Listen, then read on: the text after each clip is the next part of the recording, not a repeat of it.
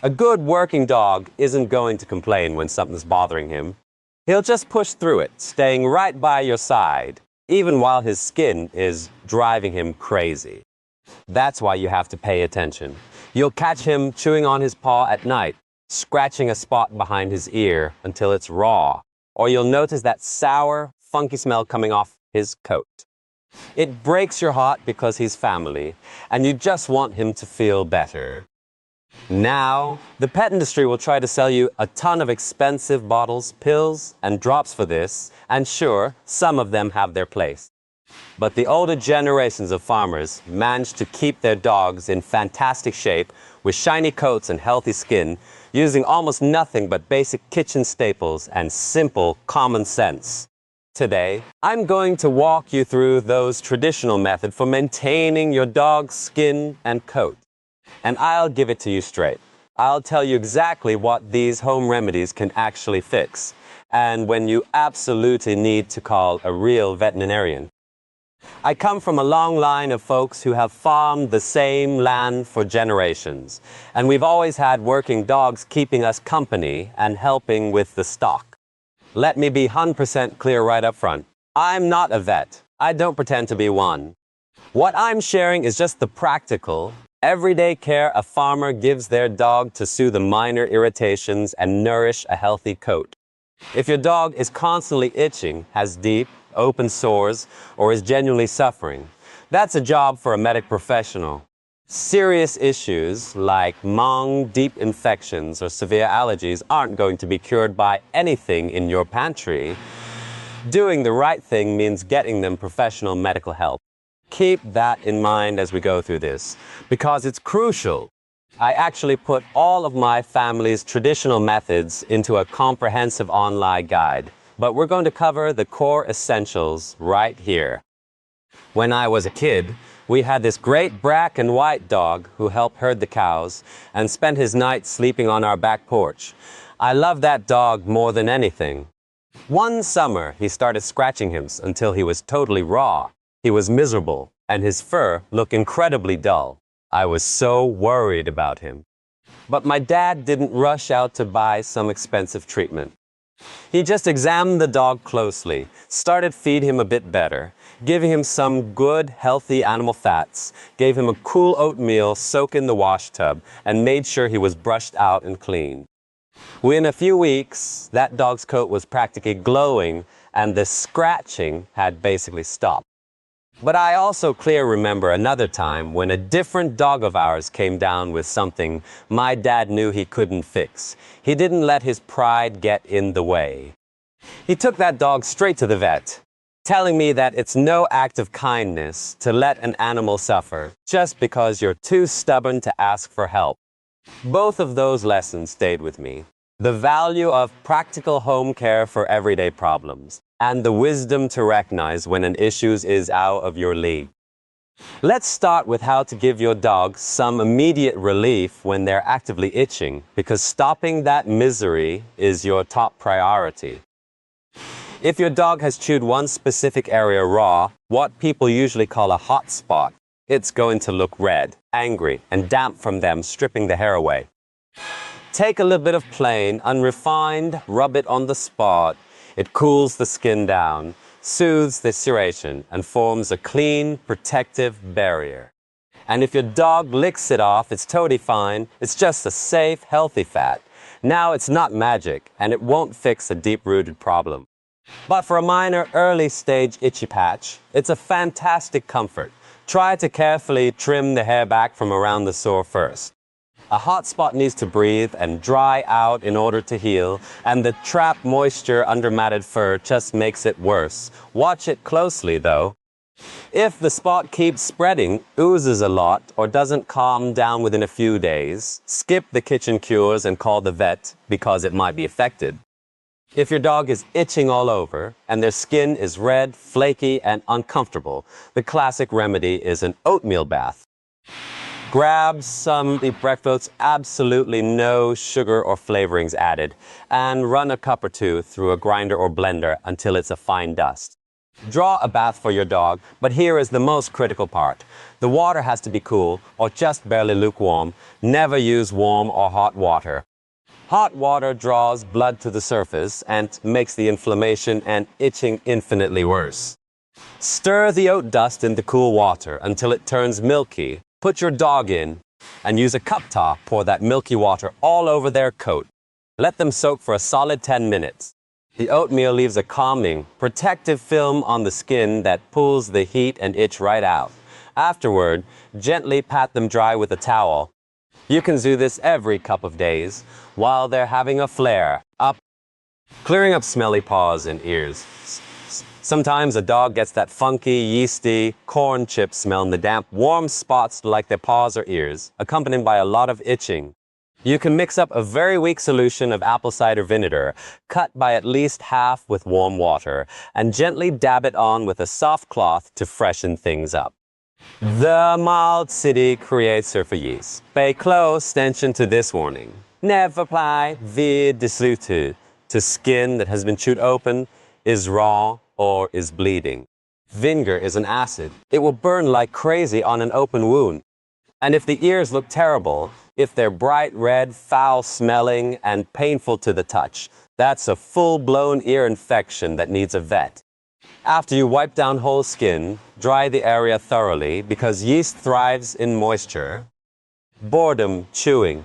If your dog is gnawing on their paws just because they're bored and restless, the fix is super simple. Give them something healthy to chew on. A large, raw carrot is great. A frozen one is even better on a hot day. It gives them a cool, satisfied crunch that keeps their mind busy without any negative side effects. Moving past temporary relief, let's talk about the real foundation of a healthy coat: diet. A dog fed poor quality, dry food going to grow a dull, flaky coat that's practically begging for skin issues. A dog getting the right kind of nourishment, especially good fats, grows a thick, shiny coat and elastic skin. Back in the day, farm dogs got plenty of meat scraps and fat trimmings, and they thrived on it. The secret to an amazing coat is healthy oils, and you can easily add these to their bowl. A small tin plain sardines mixed into their dinner a couple of times a week provides an incredible boost of natural oils. But they must be packed in plain salt, no sauces, nothing extra. If they don't like fish, a plain cooked egg works wonderfully for their coats. A splash of plain, homemade chicken or beef bone broth is top-tier nutrition for their skin and joints. Don't dump all of this in their bowl at once or every single day. You have to introduce rich food slowly or you're going to upset their stomach. Go slow. Little fish on Tuesday, some broth on Saturday. And make sure you reduce their regular kibble a little bit to balance out the calories. A fat dog is eventually a sick dog. I need to stop here and give you two massive warnings. These are the most important things I'm going to say today.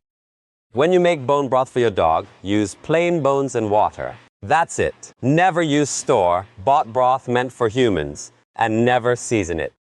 Human broth almost always contains onions and garlic, and both of those are highly toxic to dogs. Keep anything flavored with onion or garlic completely out of their reach. There is a popular artificial sweetener called Xylitol, which is also sometimes listed on labels as birch sugar. It's used in sugar-free products like certain peanut butters, yogurts, candies, and gum. It is microscopic amount can cause rapid liver failure and death. If you are ever giving your dog a spoonful of peanut butter or a lick of yogurt, you must read the label meticulously every single time to ensure there is no xylitol or birch sugar. Before we get into bugs, let's talk about basic brushing and cleaning. Dogs need regular brushing, especially the long-haired breeds. It pulls out the dead fur and trapped dirt, distributes the skin's natural oils all the way down the hair shaft, and allows the skin underneath to breathe. A thoroughly brushed dog gets way fewer mats and hot spots. Also, keep their beds clean. A dog's bed is a magnet for dead skin and dirt, and it's exactly where fleas will set up shop if given the chance. Shake out their blankets and run them through the wash regularly to take away that breeding ground. I want to be completely straight with you about fleas and ticks because there is a lot of dangerous misverminen floating around out there.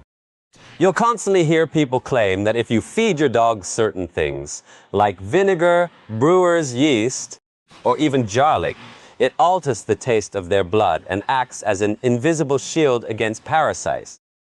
I'm telling you right now, that is a myth. There is absolutely nothing you can sprinkle on your dog's food that will stop ticks from biting them. And as he already mentioned, the people pushing garlic as a remedy actually recommend a known poison.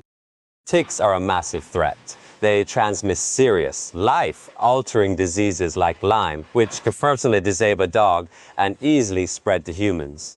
Because the stakes are so high, I am going to be very firm here. Do not rely on internet folk remedies to protect your dog from ticks. Use the scientifically proven ventilative medications prescribed by your vet.